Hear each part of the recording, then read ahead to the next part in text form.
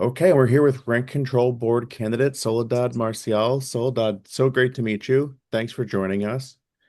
And do you want to tell Likewise. us a little bit about yourself and why you're running for Rent Control Board? A little bit about myself. I've lived in Santa Monica most of my life, and I've lived in a rent control apartment. I'm living in an affordable housing apartment. So I I know what it's like to struggle and to be here and firsthand on those issues. Why I'm running, it's because it's very personal to me. So last week I went to one of the board meetings for the rent control, and I spoke in regards to amendments to Article 18, which for me is very personal because one of my brothers, healthy all his life.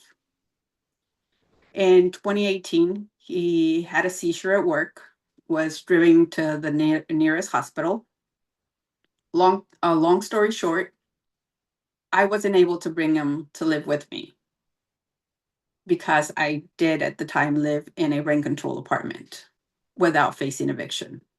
So for my family and for myself, it has been very hard to keep him housed while he has been struggling, now diagnosed with epilepsy. And just through that whole struggle, I think that it's very personal and dear to me that I would be part of being a voice for others like myself.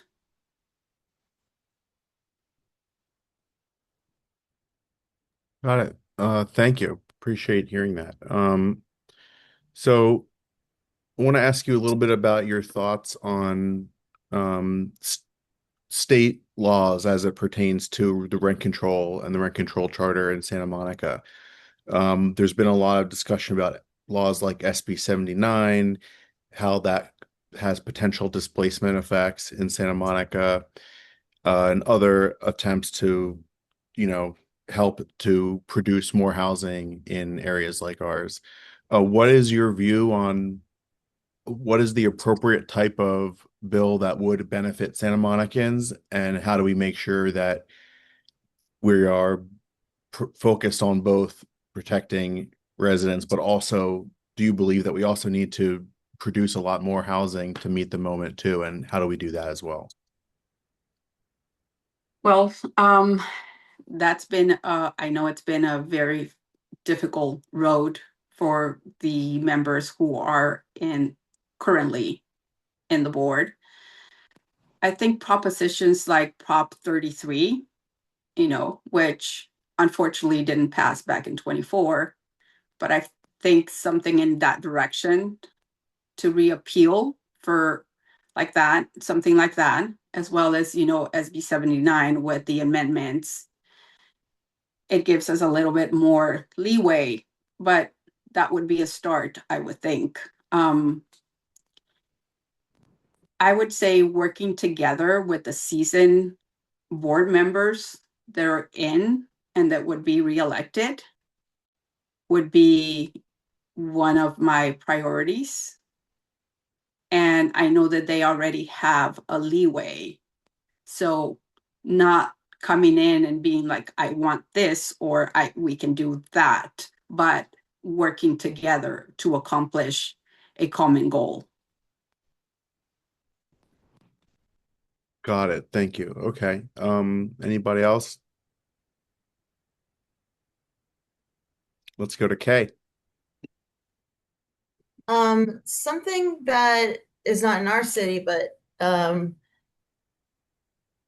certainly it is rent control related. I'm wondering if you've heard of Barrington Plaza, and if so, what your understanding of that is. Um, Barrington Plaza, yes. Back in, I believe it was 2023, um, the owners decided to evict, and I'm going to summarize it a little bit. They decided to evict the tenants due to the fire back in 21. And their idea was we're going to evict the current residents because we're going to replace fire sprinklers, which that was in the original building plans. So that is like a loophole into the Ellis Act.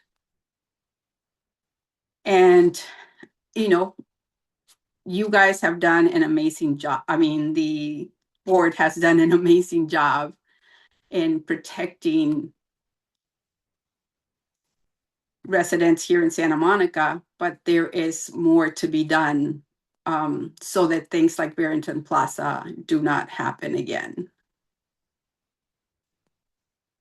Thanks for that. Thank you. Okay, Sean. If elected to the Rent Control Board, to what extent do you see your role as kind of growing leadership within the broader party and the broader region of Los Angeles? Would you be interested in taking on a broader role in our political community or assisting other municipalities in instituting policies to protect renters? Definitely.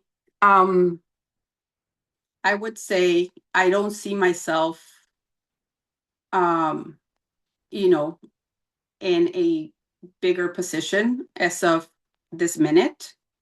But I'm sure as I grow, as I've done in the past and everything that I've done, I start at the bottom.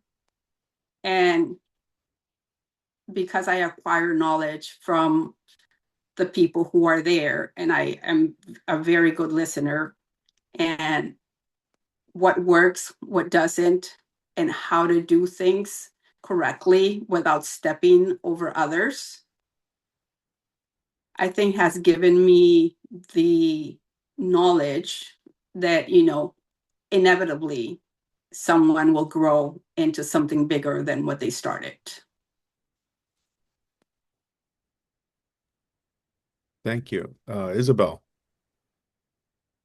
I'm sorry, can I Yeah. follow up on that? Go ahead. I'm Go sorry, ahead, Sean. sorry. Yeah, go ahead.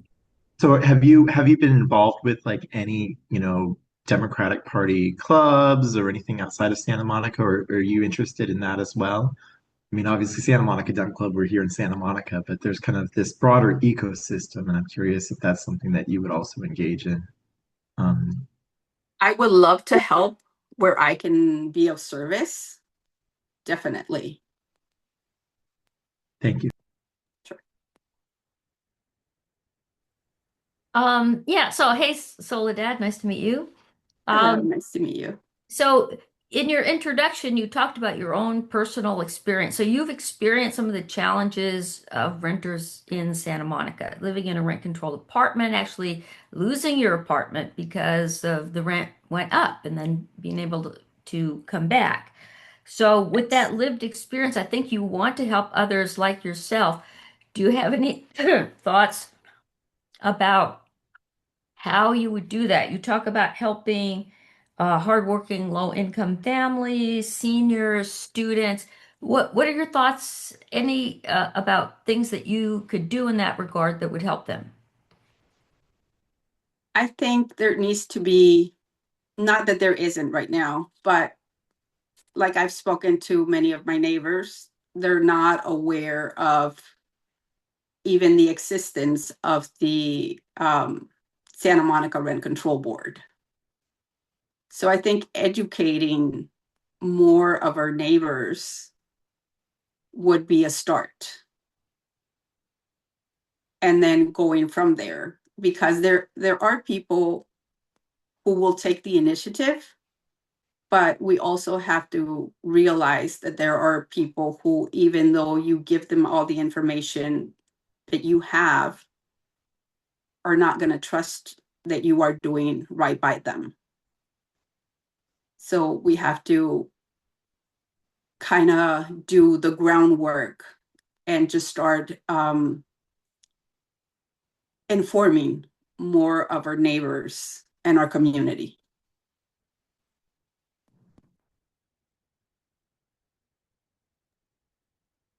Thank you. Kay?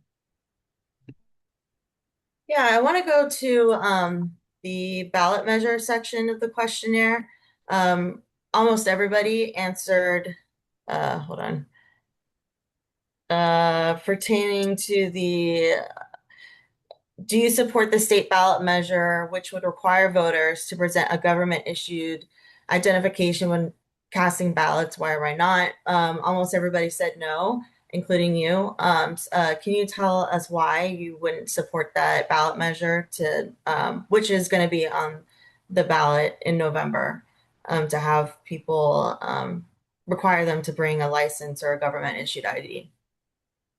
Yes, definitely not. And the reason why is because even though we tell our neighbors, like, tomorrow is going to be voting day. If you need a ride, I can take you.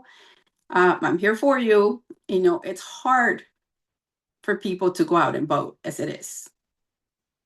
Imagine putting more restraints on that. It would, for one, I think, intimidate people. And the fear factor would make people not want to go out and vote. It doesn't matter which party you're for, what you stand for. I just want you to go out and vote, right? But that's going to be more difficult if that's set in place. It's my belief. Thank you. Thank you. Yeah, Sean? Soledad, sorry to be peppering with questions. I really do appreciate kind of the ethos that you're bringing to this. I think as someone in a rent controlled unit, I think that it's important that we have people that benefit from this policy kind of being advocates within this space and on our board. One thing I was looking at in your questionnaire is when we talked about kind of campaign dynamics about fundraising and whatnot. It looked like your fundraising goal was essentially to get the filing fee, and I think there are a number of candidates we have running for rent control board. I mean, do you think that you are willing and have that kind of ability to kind of raise additional money so that, if you have several candidates that are getting funding, that you would be able to compete and be able to win this office against maybe people that have a little bit more of a experience raising money in the political sense? Yes. So when I was in the PTA, we would do fundraisers. And I would definitely have to talk to like small businesses to donate. And they were very kind all the time. I never got a no from someone. And I am very people friendly.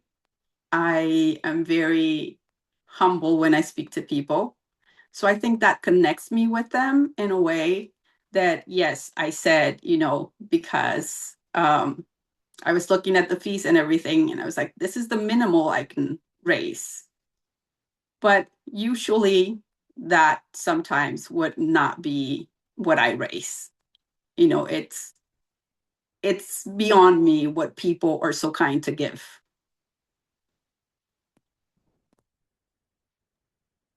Cool.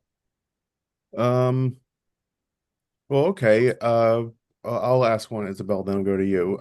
So you were critical a few times in your questionnaire of big developers seeking maximum profits. What role do you think the Rent Control Board plays with regard to smaller scale landlords, those who would call themselves mom and pop operations that, have a few buildings in town?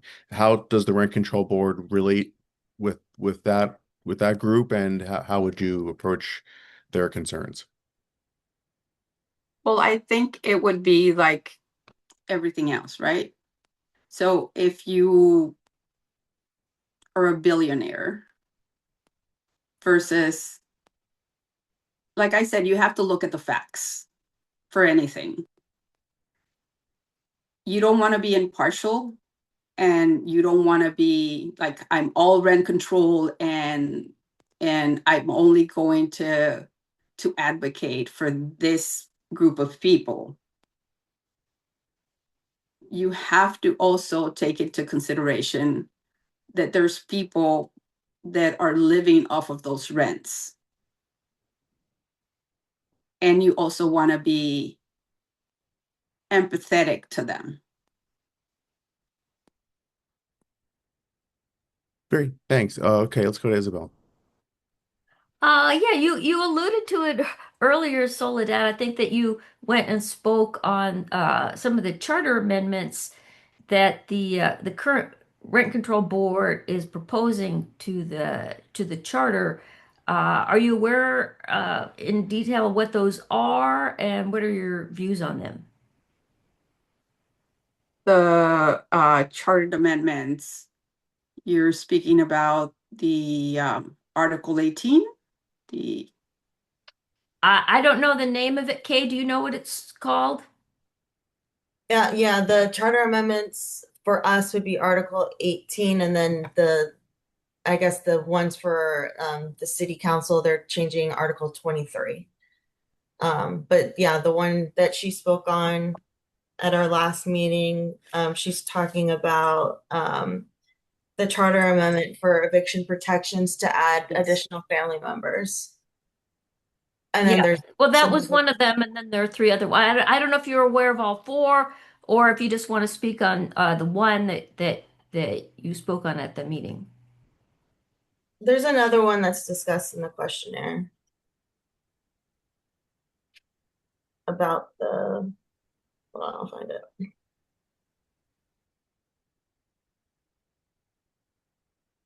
If you want to just go ahead and tell us about the one that you spoke on, that about adding the additional person. Additional family members. Yeah. Um, yes, I spoke on that at the last rent control board meeting, and it's the reason why I'm running. Oh. It's because, like I said in the introduction, one of my brothers, had a health issue. And if this amendment had been in place, I would have been able to help him Hmm. and house him while he went through that hardship. But in this case, I wasn't. And my entire family and I had to struggle to keep him housed while he wasn't having any income from a job because he wasn't able to work. The doctors would not allow him to drive. So in that perspective, like I think that we should be able to have an additional member so long as it doesn't, so long as it's in compliance with how many people you should have in a unit. Okay. Thank you. Okay, well, if you want to say any final words, Soledad, I think that's all the questions. I am just grateful for your time, and I am grateful that I am able to do this and to speak for all the people, like I said, that feel they don't have a voice, that are afraid to speak, and that are afraid to self-advocate. Thank you guys for your time. Thanks so much. Have a good one.